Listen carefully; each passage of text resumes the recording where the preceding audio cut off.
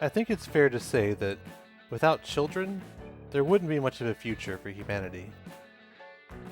It's super important then that children can grow up into happy, healthy adults. Children live in the same world that we do, and from time to time, they need a little help. Meeting children where they are is essential, and the use of media can be a very useful tool. Such things as movies, TV shows, books, and video games can be used when we work narratively with children. So join me, sit back and relax as we look at a couple of examples.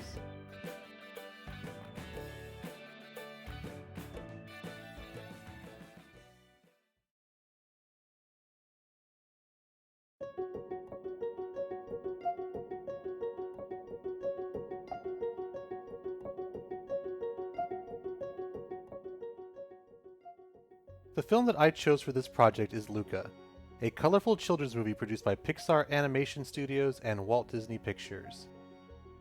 Luca is a coming-of-age story about two best friends who both happen to be sea monsters.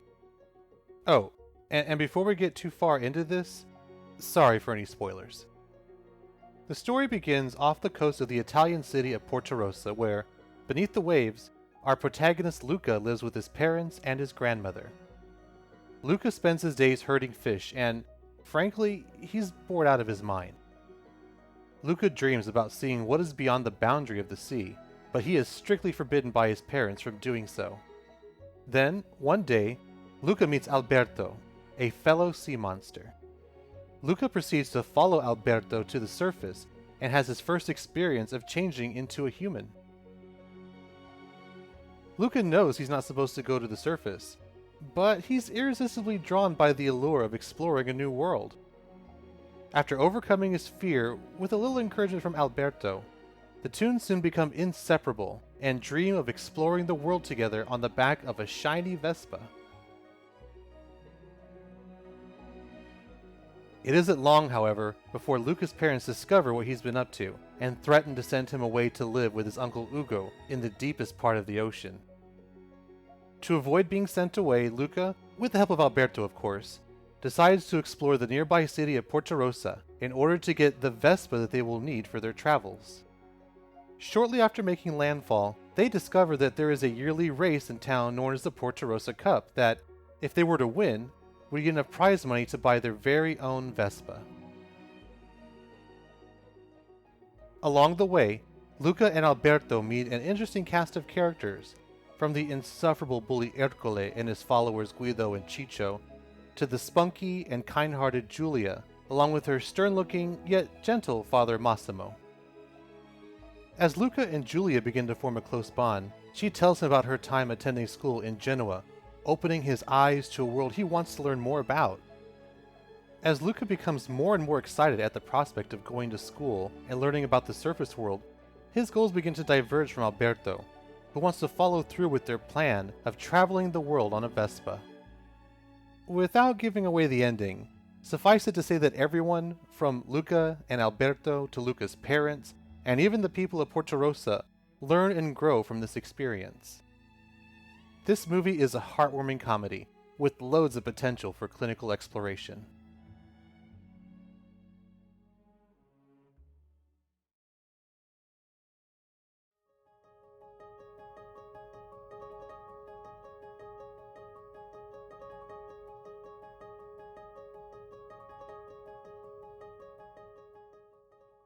Luca's cast of characters are unique and multidimensional.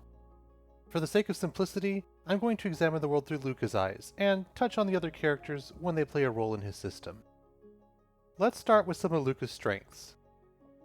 During the course of the film, we are presented with several of Luca's core strengths. The first that stood out to me is his curiosity. While curiosity can be a double-edged sword, it is a motivator that fuels exploration and discovery. Luca really has a strong desire to learn. Having a passion for discovery can be helpful with finding the solution to nearly any problem. Another one of Luca's strengths is his ability to creatively solve problems. There's more than one occasion in this film when Luca and Alberto are faced with an obstacle. For example, when building the Vespa together, they need something better to use for handlebars. Luca is able to find a hanger that does just the trick for them. Another example is when Luca and Alberto are trying to sneak onto the mainland. To avoid being seen, they use a boat to hide themselves until they are safely ashore. Finding creative and unorthodox solutions is pretty much what counseling with children is all about. A final strength, and one that I personally find very inspiring, is that Luca doesn't give up. Early on in the film, when they decide to participate in the race, Luca is designated by Julia to be the bike rider. Obviously, being a sea monster, he's never ridden a bike before. Throughout the course of the film, though, we see several times when he's training and gradually he's getting better. I won't spoil the race for you, but let's just say that by the end, he's pretty competent. However, just like you and I, Luca isn't perfect. And there is one recurrent flaw throughout the movie that he is constantly having to overcome. And that is his self-doubt. Luca is not alone though. He has a wonderful support system that he can draw on to help him. Enter Alberto.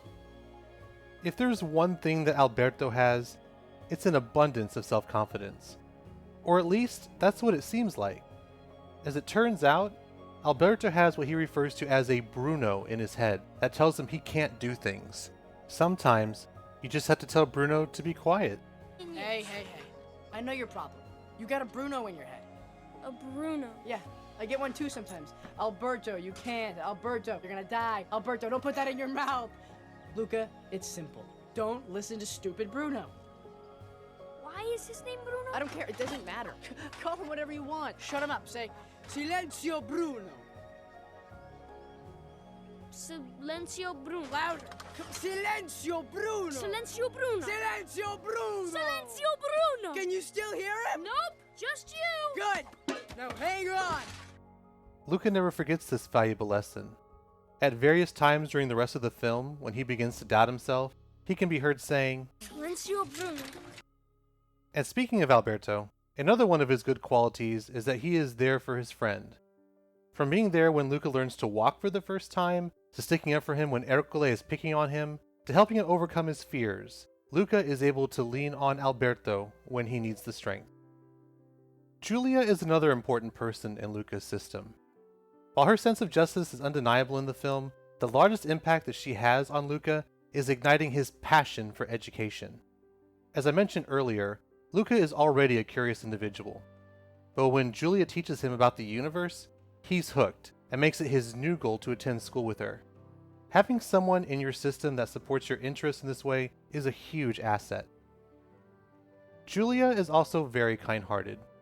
When Luca and Alberto tell her that they are runaways and need to win the race, she offers to help them by being on their team.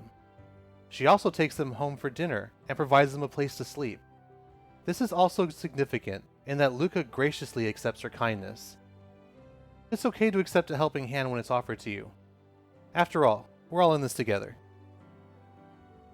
While those are the key members of Luca's system in this film, other characters also contribute to Luca's success. His parents go out looking for him when he disappears, and they eventually do become supportive of his curiosity. Massimo, Julia's dad, takes a liking to him and Alberto, and even goes out looking for Alberto when he turns up missing later on in the film. Being able to utilize every aspect of your support system when you're problem solving gives you a greater chance for success, and Luca was able to do just that. Another thing I'd like to point out briefly is taking advantage of the knowledge we have. Early on, we find out that Massimo is having trouble fishing. Luca, being someone who lives in the ocean and has shepherded fish before, has a great deal of knowledge about them.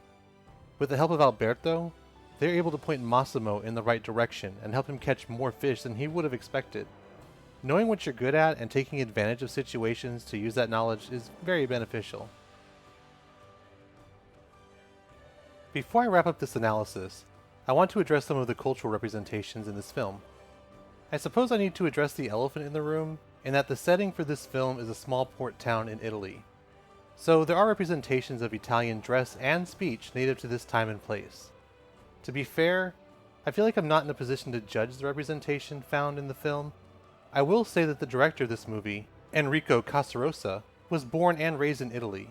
and many of the voice actors and production crew are of Italian descent. That being said, it's probably better to watch the film and make up your own mind about that. Moving on. With regards to other cultural representations, the film has its flaws, in my opinion. For example, Luca's parents play on the typical stereotype that the mother is protective and overbearing, and the father is clueless and at times seemingly disinterested even. Maybe there's some nuance I'm missing here, but it's worth noting. I will say that I was pleased to see a good amount of diversity in other areas. Without giving too much away, we learn at one point in the film that Alberto was abandoned by his father, and he never even mentions his mother. We also learn that Giulia's parents are divorced, and she spends the school year with her mother in Genoa, and the summers in Portorosso with her father. And finally, Massimo shares with Luca and Alberto that he was born with only one arm. I love how this film depicts Massimo as a strong and capable individual who is overcoming something that wasn't his fault. There are many more things from Luca's story that could be used to open a child's world to both novel and creative ideas. Why not go watch it for yourself?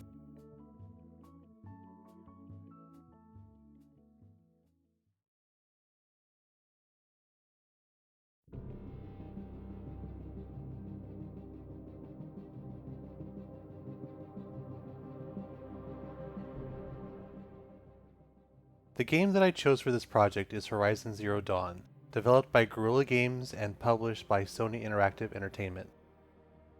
Horizon Zero Dawn is a third-person action RPG or role-playing game.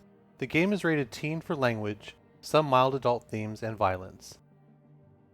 You play the role of Aloy, a young hunter who lives in a world that is inhabited by dangerous machines.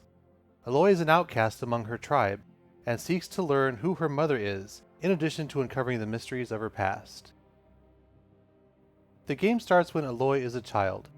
The tutorial slowly introduces the player to the different mechanics in the game. Since I have a lot of experience with video games, I instinctively knew how to do things like sprinting and jumping, since the controls follow a similar layout to other games I've played. I will say, however, that once you become an adult, the game becomes a little overwhelming. The map is huge, and there are many places to explore. Combat was a little more difficult than I was expecting. Even with the difficulty set to normal, I was having trouble taking down the enemies. While I'd like to think that I have good eye-hand coordination, I think I'd need a little bit more practice with this game.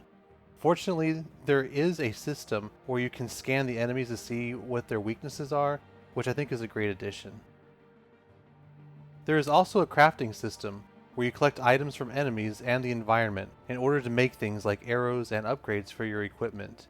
It seemed a bit complicated, and I'd have to spend some time with it to figure it out. The game also has various puzzles to solve. Aloy has a headpiece that allows her to learn things about the environment that she wouldn't otherwise know. When you solve a puzzle, it does feel quite rewarding. This is a beautiful game, and I wish I'd had more time with it before completing this assignment. Who knows, maybe I'll come back to it during the break between semesters.